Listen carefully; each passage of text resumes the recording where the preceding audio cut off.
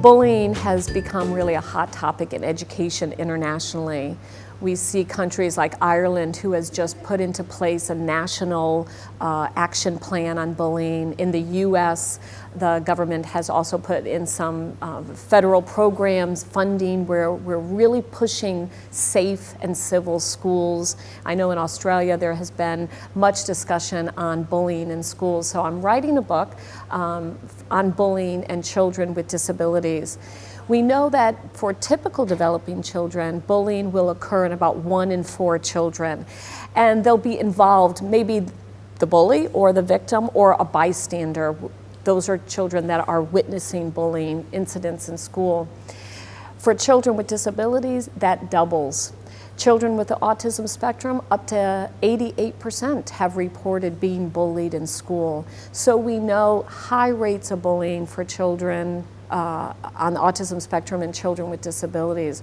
So schools really need to start looking at a multi-tiered approach to preventing bullying. It's not about giving a punishment to the bully. That's not going to change that school environment and create a positive school environment.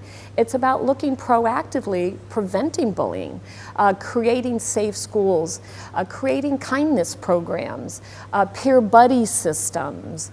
And so we can teach children in terms of that social emotional learning. So school-wide events, many schools will do a one-time talk to the students, or they'll put posters or signs, no bully zone.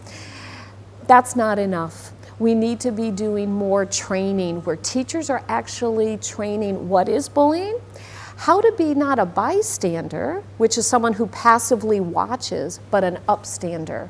How do you stand up for a peer who cannot stand up for themselves?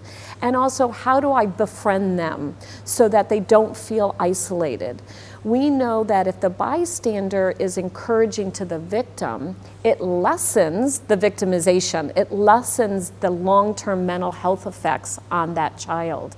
So not only should bystanders be taught how to speak up, how to say, don't do that. That's, I don't like that. Leave them alone, but also to say to the victim, hey, come on, let's hang out, come over, you can be our friend as well. So we need to do bystander education where we're not just addressing the incident as it's the bullying incident, but also those long-term peer relationships. Schools can also be doing a better job in terms of reporting methods. Many schools do not have formal reporting procedures, or they rely on children to talk to adults. I think we've all given a child that advice. If you're being bullied, tell an adult. Well, we know that less than 20% of children actually tell an adult. They don't speak up. And so we need to be looking at schools, doing a survey of our students, an anonymous survey, or other types of assessment to determine the rate of bullying in that school. Because it's very easy for teachers to not see, particularly the subtle isolation type of bullying, the relational bullying. So reporting procedures need to be in place, bystander education needs to be in place, but also supports and services to the victims of bullies. Children with disabilities need specific training on how to stand up to a bully, the social skills needed, communication skills needed. So it's a multi-tiered approach. It's not just one thing that schools should be doing in terms of implementing proactive bullying prevention programs.